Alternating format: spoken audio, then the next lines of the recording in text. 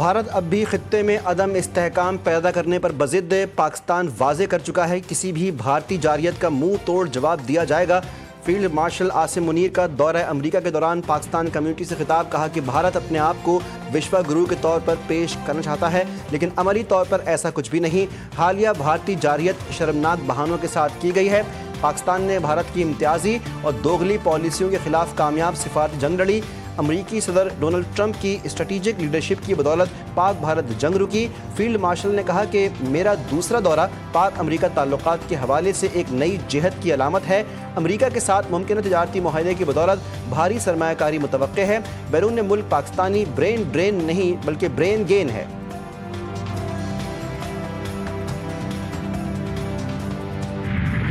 Field marshal Asim Munir کا دورہ امریکہ، سیاسی اور عسکری قیادت سے ملاقاتیں، باہمی پیشہ ورانہ دلچسپی کے امور پر تبادلہ خیال۔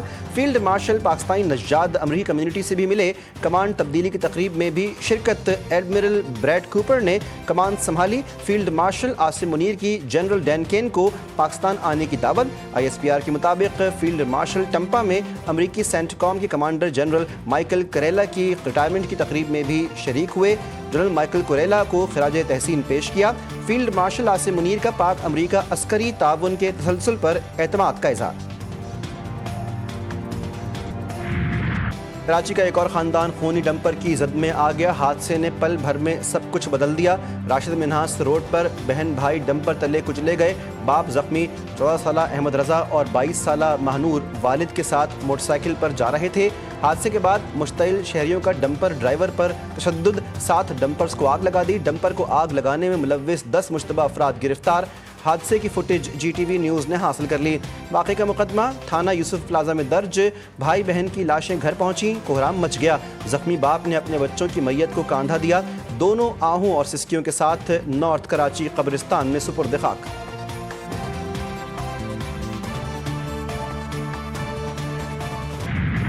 جہاں شہنائیوں کا انتظار تھا وہاں اب سسکیاں ہیں۔ 22 سالہ مہنور کو 1 ماہ بعد دلہن بننا تھا، نئے گھر رخصت ہونا تھا لیکن وہ دنیا سے ہی رخصت ہو گئی۔ متوفی مہنور کے چچا ذاکر نے دکھ بھری داستان سنا دی، کہا بچی کا جہیز جمع کر رہے تھے۔ کمسن احمد سب کا لاڈلا تھا لیکن ناگہانی حادثے میں احمد بھی موت کی آغوش میں جا سویا۔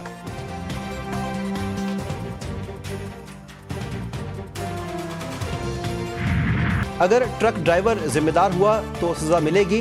شرجیل میمن کا ڈمپر کی ٹکر سے بہن بھائی کی اموات پر اظہار افسوس، کہا کراچی میں انتشار اور بدامنی پھیلانے کی کسی کوشش کو کامیاب نہیں ہونے دیں گے۔ سندھ کے سینئر وزیر شرجیل میمن اور ڈمپر ایسوسی ایشن کے درمیان مذاکرات کامیاب، ڈمپر مالکان کو معاوضہ ادا کرنے کی یقین دہانی۔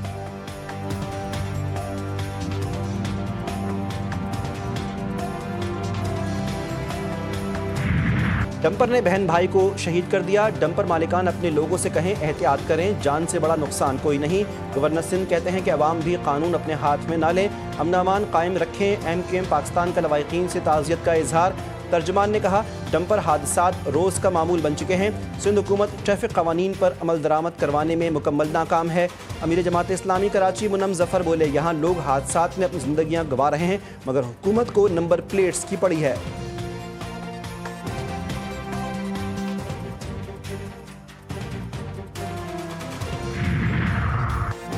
وزیراعظم شہباز شریف کا آذربائیجان کے صدر الہام علیوف سے ٹیلی فونک رابطہ۔ ارمینیا کے دہائیوں سے جاری تنازع ختم کر کے امن معاہدہ کرنے پر مبارکباد دی۔ قفقاز کے علاقے کے لیے خوشحالی کے نئے دور کے آغاز کرنے میں صدر الہام علیوف کے بصیرت انگیز کردار کی تعریف کی۔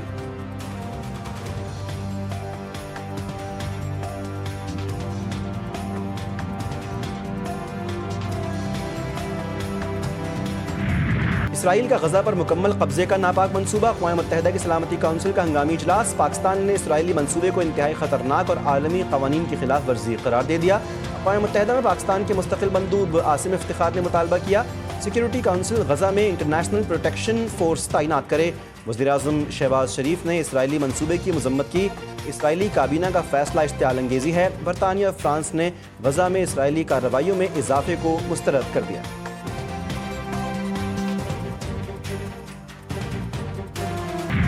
غزہ فلسطینی عوام کا ہے، یہ فلسطینی سرزمین کا ایک لازمی حصہ ہے۔ اقوام متحدہ کی سلامتی کونسل کے اجلاس میں چینی مندوب کا خطاب، کہا کسی بھی ایسی کارروائی کو جو اس کی آبادی اور علاقائی ساخت کو تبدیل کرنے کی کوشش کرے شدید رد عمل مزاحمت کے ساتھ مسترد کیا جانا چاہیے۔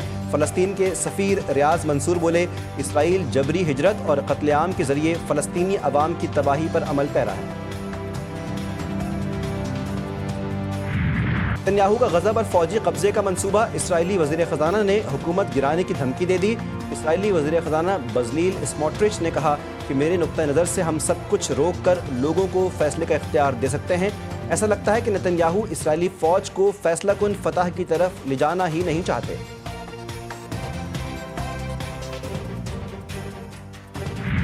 حکومتی سرپرستی اور ذاتی محنت کی متاثر کن داستان، وزیراعظم سے بلوچستان کے ہونہار طالب علم اکرام اللہ کاکڑ کی ملاقات۔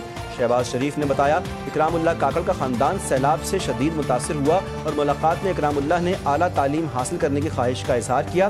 آج دیکھ کر خوشی ہوئی کہ وہ محنت سے اپنے ہدف کی طرف گامزن ہے۔ اکرام اللہ نے وزیراعظم سے اظہار تشکر کرتے ہوئے کہا کہ یہ سب کچھ آپ کی بدولت ممکن ہوا۔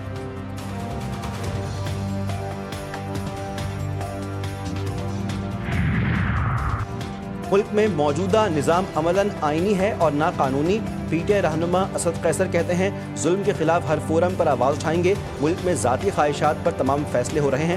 آج کل شوشہ چھوڑا جا رہا ہے کہ 27ویں آئینی ترمیم لائی جا رہی ہے، اس پر وکلا تحریک کا آغاز کر رہے ہیں۔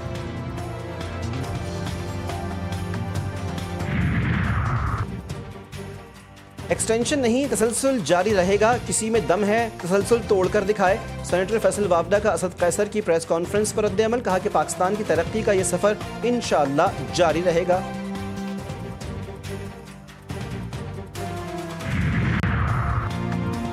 اسد قیصر کے گمراہ کن بیانات عوام کے حق میں نہیں۔ وفاقی وزیر اطلاعات عطا تارڑ نے کہا کہ ترسیلات زر 38 ارب ڈالرز تک پہنچ چکی ہیں، کرنٹ اکاؤنٹ سرپلس 2.1 ارب ڈالر ہو گیا، مہنگائی میں کمی آ رہی ہے، برآمدات میں اضافہ ہو رہا ہے۔ اسد قیصر سے سوال کیا، کیا آپ کو یہ حقیقتیں قبول نہیں؟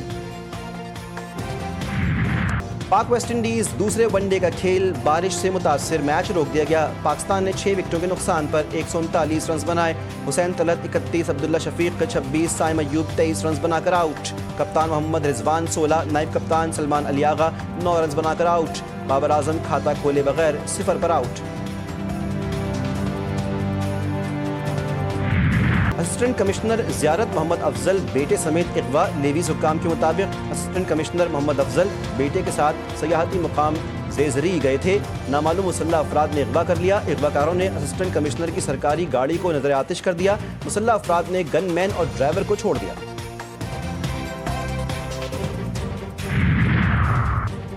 کوئٹہ میں ریلوے ٹریک پر دھماکہ، جعفر ایکسپریس کی 6 بوگیاں پٹری سے اتر گئیں۔ جعفر ایکسپریس کوئٹہ سے پشاور جا رہی تھی۔ ریلوے حکام کے مطابق سیکیورٹی کلیئرنس ملنے کے بعد کوئٹہ سے ٹرین آپریشن شروع کیا جائے گا۔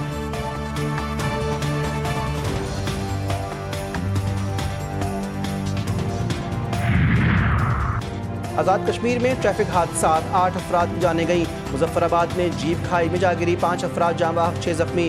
گاڑی بارات سے واپسی پر حادثے کا شکار ہوئی۔ دھیر کوٹ کے نواحی علاقے راج کوٹھی کے مقام پر بارات لے جانے والی جیپ حادثے کا شکار، خاتون سمیت 3 افراد جاں بحق، 7 زخمی۔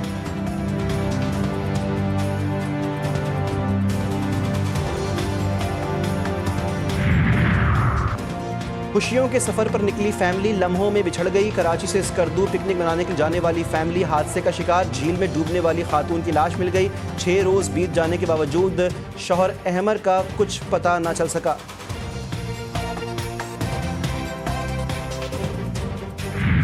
غزہ میں اسرائیل کے وحشیانہ حملے، شہید فلسطینیوں کی تعداد 52 ہو گئی۔ غذائی قلت اور بھوک سے بھی اموات کا سلسلہ نہ تھم سکا، مزید 5 افراد دم توڑ گئے، تعداد 217 تک جا پہنچی، 100 سے زائد بچے بھی شامل۔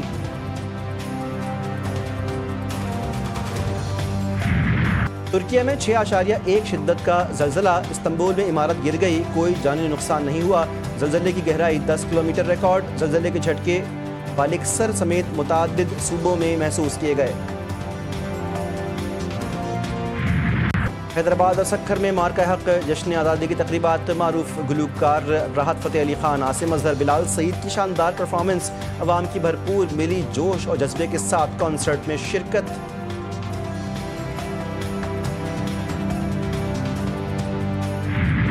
آزادی کا جشن، تیاریاں زور و شور سے جاری، شہر شہر میری نغموں کی گونج، سبز لالی پرچموں کی بہار، بازاروں میں بھی رونقیں عروج پر، جھنڈے جھنڈیاں بیجز اور دیگر اشیاء کی خریداری میں تیزی آ گئی۔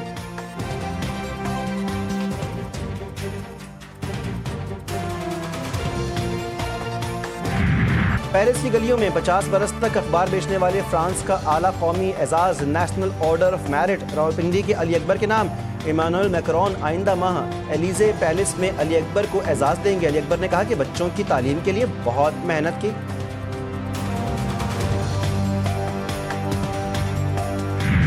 وراٹ کوہلی اور روہت شرما کی مشکلات میں اضافہ، 2027 ورلڈ کپ کے لیے ٹیم میں جگہ بنانا انتہائی مشکل۔ بھارتی میڈیا کے مطابق وراٹ کوہلی اور روہت شرما کی آسٹریلیا کے خلاف سیریز الوداعی ہو سکتی ہے۔ دونوں ٹیسٹ اور T20 سے پہلے ہی ریٹائر ہو چکے ہیں۔